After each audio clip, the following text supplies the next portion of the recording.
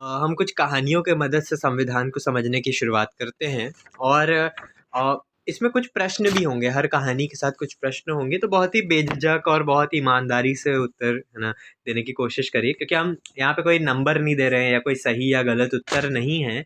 हम बस ये जानने की कोशिश कर रहे हैं कि संविधान के बारे में हमें कितनी समझ है, उन शब्दों के बारे में हम कितना समझ पाते हैं। तो शुरू करते हैं पहली कहानी। सुधीर एक रिटायर्ड गवर्नमेंट ऑफिसर हैं और उनका बेटा जो उसी शहर में एक अन्य फ्लैट में रहता था, हाल ही में काम के लिए दूसरी जगह स्थानांतरित हो गया, ट्रांसफ़र हो गया उसका। उन्होंने अपने बेटे के फ्लैट को किराए पर देने का फैसला किया है। फ्लैट के बहुत अच्छी जगह होने के कारण बहुत सारे किराएदार घर लेना चाहते थे, जिससे उन्होंने निर्णय लेने से पहले बातचीत की। अंत में उन्होंने एक युवा एकल महिला यानी कि सिंगल वुमेन और जो पेशे से एक एयर हॉस्टेस थी, उसको किराए पर फ्लैट देने का फैसला किया। उन्होंने महसूस किया कि उसे वास्तव में फ्लैट की ज़रूरत है और उसने उनके साथ ये भी साझा किया था कि उसे एक अकेली महिला होने के कारण उस एरिया में फ्लैट किराए पर लेने में बहुत परेशानी हो रही है। उसे सही में उस एरिया में एक फ़्लैट की ज़रूरत थी, क्योंकि वो एरिया जो था, वो मोहल्ला जो था, वो हवाई अड्डे के भी बहुत पास में था। तो सुधीर ने उसे फ्लैट किराए पर दे दिया। लेकिन कुछ ही महीने बाद सुधीर को जो उसके और मोहल्ले वाले थे, पड़ोसी थे, उनसे शिकायत मिलने लगी। जो लड़की थी उसका काम करने का समय अनियमित था और अक्सर उसके दोस्त आते थे फ्लैट पे। खासकर एक विशेष महिला मित्र पूजा, जो अक्सर वहीं घर पर रहती है।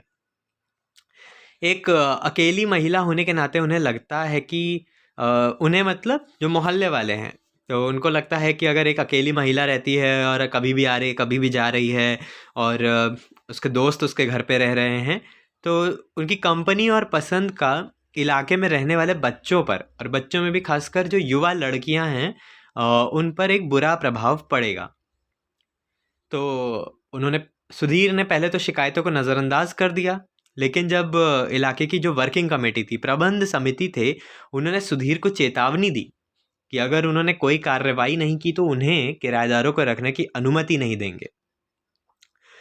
तो सुधीर को लगा कि उन्हें लड़की से बात करने की ज़रूरत है। तो लड़की ने उनको बताया कि हाँ, उसके दोस्त आते हैं और उसकी साथी पूजा, जो उसी शहर में रहता है और काम करता है, वो अक्सर उससे मिलने आती। वह अपने जीने के तरीके को बदलने के लिए तैयार नहीं थी, क्योंकि लड़की को या है ना उसमें कोई गलती नहीं लगती थी। ऐसे में प्रबंध समिति ने सुधीर से कहा कि वह महिला को अपना फ्लैट खाली करने के लिए कहें। इस वजह से डर कर या जैसे भी सुधीर ने तत्काल प्रभाव से फ्लैट खाली करने के लिए कहा और उसके साथ बिना दोबारा बातचीत के फ्लैट के बाहर बेदखली का नोटिस चिपका दिया।